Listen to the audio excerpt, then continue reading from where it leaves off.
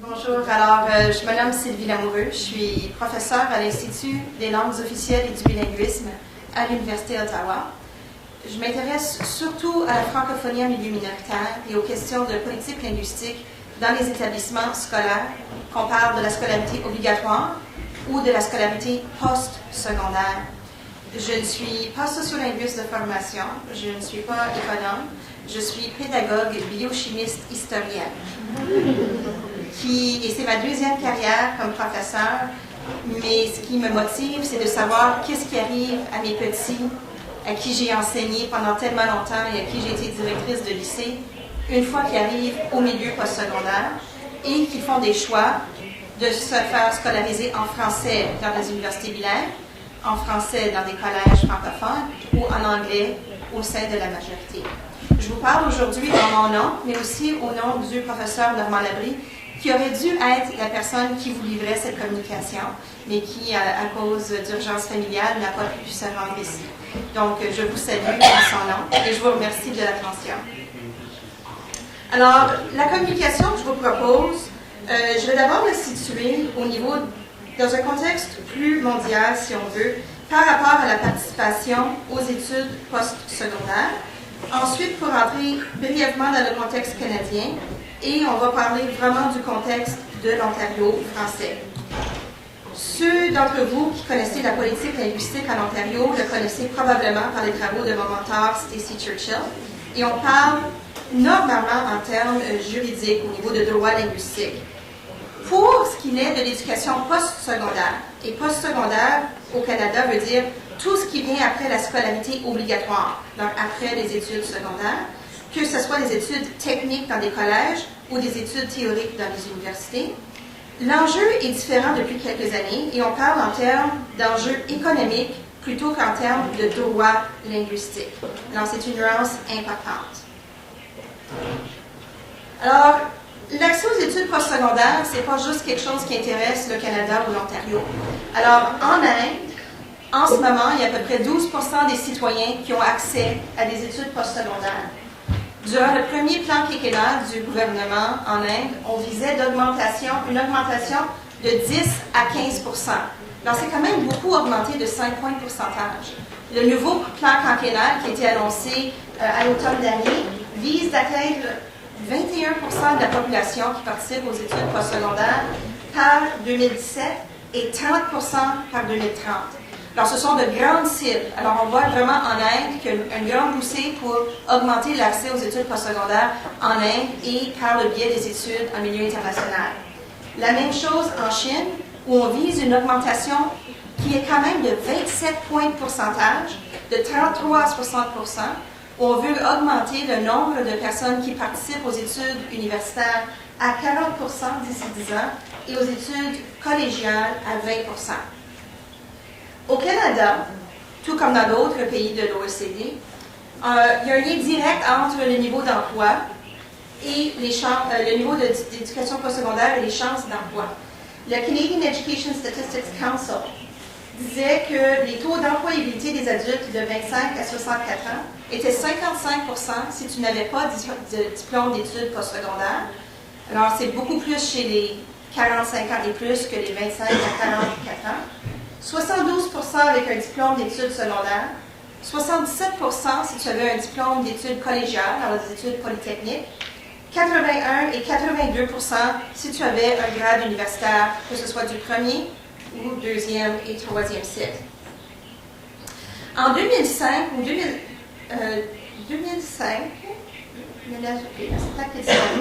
on a eu un rapport qui s'appelait le rapport Ray, qui avait été commandé en 2003 par le gouvernement libéral pour voir comment est-ce que l'Ontario pourrait prendre une place de chef de file dans la province en ce qui a trait aux études postsecondaires.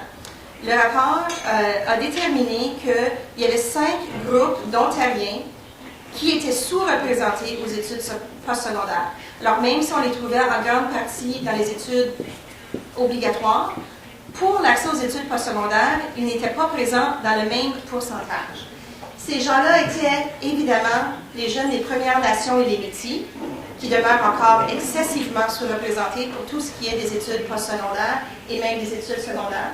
Les personnes ayant un handicap ont tendance à moins faire d'études postsecondaires. Les étudiants que l'on nomme de première génération, ce ne sont pas les étudiants qui sont les enfants d'immigrants, mais les enfants de parents qui n'ont jamais fait d'études postsecondaires. OK, on ne sait pas ce qui s'est passé, mais vous avez maintenant du genre. Et enfin, au niveau de deux groupes linguistiques, certains groupes d'immigrants, alors notamment les immigrants qui sont de l'Afrique ou des Caraïbes, ont tendance à moins participer, et les francophones. Alors, les minorités linguistiques représentent un groupe qui est toujours sous-représenté. Quoique certains rapports, depuis un an, semblent indiquer que les francophones ont réussi à diminuer l'écart. En 2010, le gouvernement libéral Laguetti annonce qu'il veut augmenter les cibles de participation de 7 points de pourcentage. Il aimerait que 70% de la population ontarienne ait accès aux études postsecondaires. Vraiment, la seule façon que cette augmentation-là peut se faire, c'est en augmentant la participation des groupes qui sont sous-représentés. Alors, si on va chercher ces gens-là, on est capable d'aller chercher une participation d'au-delà de 70% chez la population ontarienne.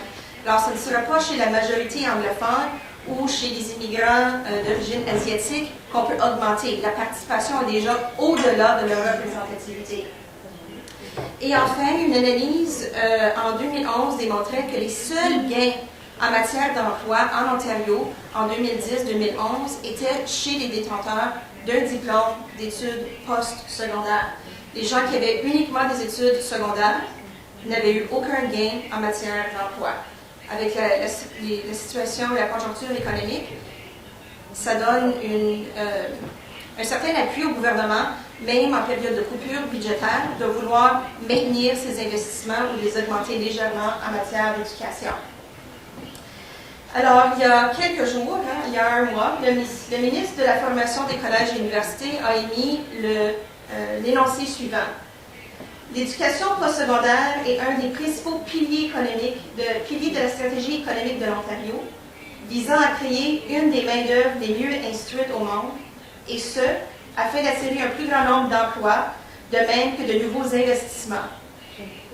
On s'attend à ce que 7 emplois sur 10 créés en Ontario nécessitent une éducation ou une formation post-secondaire. Ça vient préparer le fait que même avec le budget qui sera annoncé à la fin du mois, le gouvernement a laissé entendre qu'il ne fera pas de coupure importante en matière d'éducation post-secondaire. Vous connaissez peut-être un peu l'Ontario, mais avant de passer dans les données qui proviennent d'une étude que j'ai menée avec Normand et Denise Wilson, j'aimerais quand même vous partager quelques faits importants. Alors, on sait que l'Ontario, c'est la province à l'extérieur du Québec qui a la plus grande minorité francophone. Mais c'est aussi la province qui a le plus grand nombre d'universités et de collèges au Canada. C'est une province qui est toujours officiellement anglophone, mais qui a certaines lois qui garantissent l'accès à la scolarité obligatoire en français et aux services en français dans certaines régions. Il n'y a pas de garantie juridique ou constitutionnelle à l'accès aux études postsecondaires en français dans cette province. Combien est-ce qu'il y a de francophones en Ontario? Et ça dépend de comment tu identifies un francophone. Selon Statistique Canada, il y en a un peu plus de 530 000. Selon l'Office des affaires francophones, on pourrait ajouter au moins un autre 50 000 personnes qui sont d'origine immigrante, qui choisissent le français comme première langue officielle ou qui choisissent le français comme langue d'usage principale. Alors, on voit en Ontario un élargissement de la définition de ce qu'est un francophone. Les francophones sont sur l'ensemble du territoire. Pour vous donner une petite idée, par contre, dans la scolarité obligatoire, les écoles élémentaires et secondaires, les dernières données, on a, sont un peu vieilles, 2004 à 2005, il y avait 89 839 élèves dans les écoles de langue française, gérées par et pour les francophones. Cependant, il y avait plus de 120 000 élèves inscrits dans les programmes de French Immersion dans les écoles de langue anglaise. Alors, le bassin d'étudiants qui peuvent choisir d'étudier en français au postsecondaire est bien au-delà du 89 000. Ça représente plus de 200 000 élèves. Mais est-ce qu'on les voit tous ici? Alors, c'est une carte de la répartition francophone en Ontario. On a tendance, et je m'excuse, je n'ai pas de pointeur, on voit que les zones de forte concentration sont dans le nord, dans l'est, mais il y a quand même énormément de francophones qui sont dans cette région ici, qui est le centre-sud-ouest. En fin de compte, aujourd'hui, on retrouve un peu plus de 40% des francophones de la province dans cette petite région ici. Ottawa, la capitale nationale, elle est là. On retrouve moins de 30% dans le nord de l'Ontario et on retrouve maintenant plus de 30% des francophones de la province dans cette zone ici. Alors, je vous demande de garder ça en tête quand on va regarder deux autres cartes. Alors, historiquement, les francophones étaient en milieu rural ou à l'extérieur des centres urbains. Aujourd'hui, on note des concentrations importantes en zone urbaine et une reconnaissance du français comme un avantage dans l'économie mondialisée, si vous adhérez à cette expression-là. Pour les francophones, il y a seulement deux régions où on note une croissance au niveau de la population, dans les écoles, dans la scolarité obligatoire. C'est dans la région du centre-sud et dans la région de l'Est ontarien. Maintenant, voici la disposition des collèges de langue française en Ontario. Il y a un collège francophone ici, à Ottawa, un collège francophone à Sudbury, et ils offrent certains cours en français. Alors, si tu veux être secrétaire comptable, tu peux étudier à Toronto. Si tu veux travailler dans les mines, tu peux étudier en français à Northway. Mais la majorité des cours sont répartis à Sudbury et à Ottawa. Les universités, on retrouve à peu près la même chose. Nous avons une université bilingue, l'Université d'Ottawa à Ottawa, l'Université Laurentienne à Sudbury. Nous avons le Collège London du York University qui est à Toronto et nous avons le Ontario Institute for Studies and Education of the University of Toronto qui offre certains cours en français, particulièrement au Centre de recherche en éducation franco-ontarienne créé par le professeur Stacey Churchill. Mais je vous ai dit que 30% de la population, plus de 30%, habite dans cette région ici. Il y a seulement London College qui offre des cours de premier cycle dans cette région ici. Alors, si tu veux faire l'étude des femmes, lettres françaises ou sociologie ou sciences politiques, tu peux étudier en français. Si tu veux faire n'importe quel autre programme, plus de 30% de la population n'a pas accès à des programmes à proximité. Pourquoi est-ce que c'est important de savoir ça? C'est parce qu'une étude de Statistique Canada qui démontre que s'il faut se déplacer pour plus de 80 km pour aller aux études postsecondaires, c'est le seuil limite qui fait que la majorité des gens ne participeront pas, particulièrement les femmes. Alors, 80 km, c'est quoi? C'est pas grand-chose. Parce que si tu habites à Windsor, tu es à plus de 1000 km de l'Université d'Ottawa et à plus de 1000 km de l'Université Laurentienne et à 450 km de London College à York University. Mais le seuil limite, c'est 80 km. Alors, Normand et moi, nous sommes des chercheurs qualitatifs. On n'aime pas les chiffres. Mais on voulait la réponse à la question suivante. Où vont les francophones aux études postsecondaires? Et on a réalisé que personne ne faisait l'analyse des données depuis que Stacey Churchill l'avait fait en 1985 et que Normand Frenette l'avait fait en 1996. On était rendu en 2007. Alors, on a acheté les données et ça nous a pris quelques années. Mais on a tout fait l'analyse. Alors, de 1998 à 2006, il y a 40 887 francophones qui sont allés au collège et à l'université directement après la scolarité obligatoire. La majorité sont allés étudier en français. 44% ont quand même étudié en anglais. La majorité vont vers les études techniques. Une minorité vers l'université. La majorité sont des filles. Chose intéressante, en Ontario français, dans la scolarité obligatoire, il y a plus de garçons que de filles. Pour la population générale, il y a plus de filles que de garçons. Mais chez les francophones, c'est l'inverse. Mais les filles participent plus que les garçons. La majorité reste à moins de 75 km de la maison pour aller à l'université. Il y a quand même 26% qui doivent aller à plus de 150 km. Microphone, please. Le microphone. Ah, OK, merci. Il y a une différence notée entre fréquenter le collège et l'université. Pour le collège, les étudiants ont tendance à rester plus près de la maison que pour aller à l'université. Alors, on voit qu'à l'université, il y a quand même 32% des élèves qui doivent se déplacer. Alors, c'est important de diviser les données générales pour voir est-ce qu'il y a une différence entre les collèges et les universités. Il y a aussi une différence par rapport aux régions. Dans le Grand Nord de l'Ontario, les jeunes ont plus tendance à aller au collège qu'à l'université. Dans le Sud, c'est la seule région où les jeunes ont plus tendance à aller à l'université qu'au collège. Mais c'est aussi la région où on retrouve le plus d'universités à proximité. Et les jeunes qui doivent davantage se déplacer pour se rendre aux études postsecondaires sont les jeunes du Nord-Est et du Centre-Sud.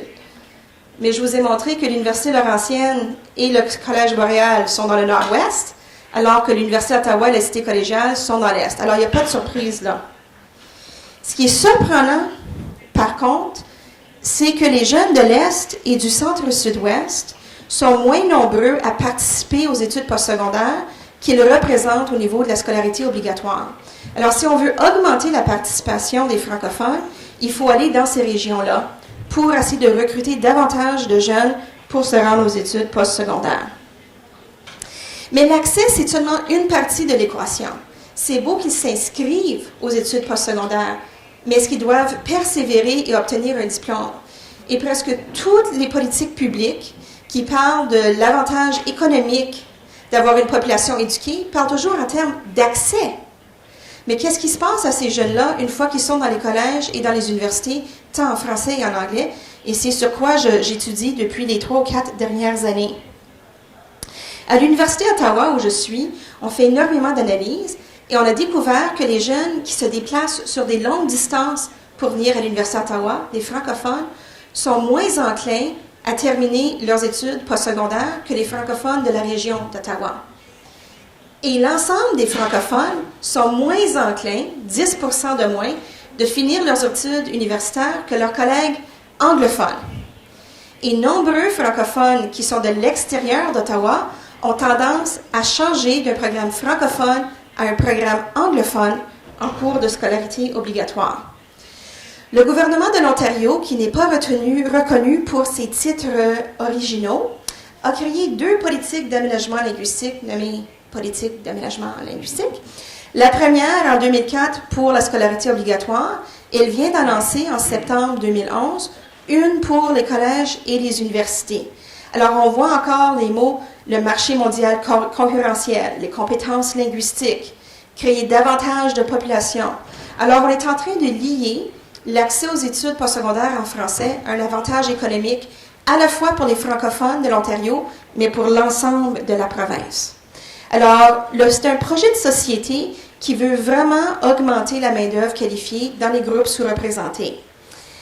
C'est une nouvelle possibilité de formation pour les francophones, mais ce n'est pas sans défi parce qu'elle demande une mobilité géographique. Et cette mobilité géographique-là peut porter atteinte à la vitalité même des communautés d'origine d'où ces jeunes-là viennent. Parce qu'une fois qu'ils se déplacent à Toronto ou à Ottawa ou à Sudbury, ils ont moins tendance à retourner dans leur communauté d'origine. Alors, on voit un appauvrissement des communautés francophones en région et une croissance dans les centres urbains. Alors, quels sont les enjeux pour ce projet de société-là, particulièrement pour les régions qui ne sont pas desservies en français? Il y a nombreux défis et je peux les regrouper en 3. J'arrive près de la conclusion. Le premier défi, c'est l'attractivité. Alors, j'ai dit qu'il y a 2 universités bilingues, 2 collèges francophones, mais il y a seulement 30% des programmes offerts en Ontario qui sont offerts en français. Alors, si tu veux étudier en français, tu viens d'éliminer 7 carrières sur 10 au niveau de ta formation. Il y a le problème de l'éloignement géographique et un problème que je vis quotidiennement, le problème lié à l'insécurité linguistique. Pour les jeunes qui partent de régions fortement minorées, alors où l'anglais est très dominant, pour venir dans des régions comme Ottawa, on se fait dire quotidiennement qu'on parle passablement bien le français pour une anglophone. Les jeunes du régime d'immersion, les jeunes qui ont gradué de French Immersion et qui font French Immersion à l'Université d'Ottawa, se font dire que leur français n'est pas si mal que ça non plus.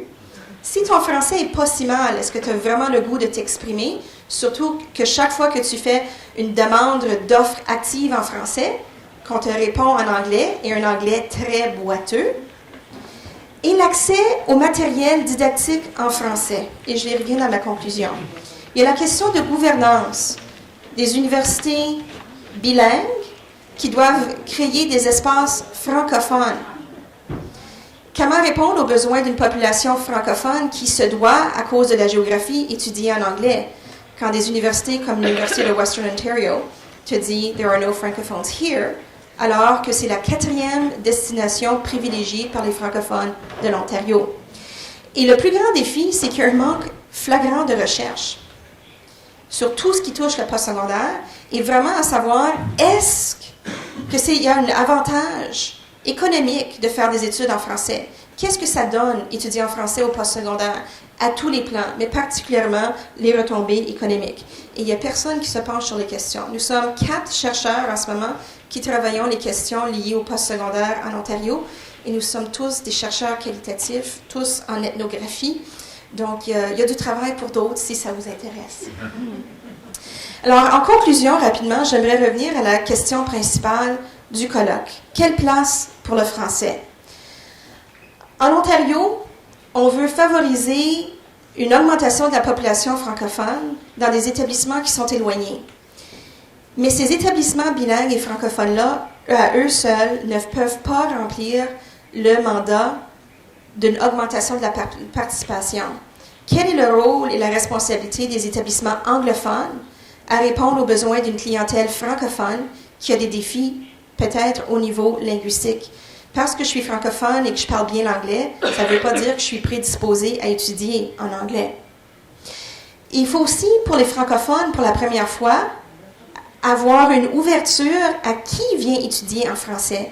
Le postsecondaire en français n'est pas pour les francophones de souche, expression que j'ai. Mais plus que tout, avoir des postsecondaires, des cours postsecondaires en français dépend d'une production scientifique soutenue en français. On ne peut pas se contenter d'avoir des traductions d'œuvres anglaises ou d'utiliser des œuvres faites pour d'autres pays. Les étudiants veulent des référents à la fois locaux, régionaux, nationaux et internationaux. Mais si on utilise du matériel fait pour la France, c'est complètement décontextualisé en Ontario français, tout comme ça serait décontextualisé en Israël ou en Chine. Alors, comment assurer une production scientifique? Parce qu'on ne peut pas parler de la place du français sans parler de la production scientifique en français dans toutes les disciplines. Et enfin, ça dépend d'une ouverture des communautés francophones sur ceux qui pratiquent et qui veulent faire partie de la francophonie, et d'un rapprochement du français comme étant utile dans l'économie mondialisée au niveau locaux et internationaux. Mais est-ce que c'est vraiment utile? Je compte sur vous pour démontrer. Moi, je le crois dans mon cœur, mais est-ce qu'on a des recherches qui peuvent démontrer à ceux qui ont peut-être moins la francophonie à cœur qu'ils devraient l'avoir? Je vous remercie.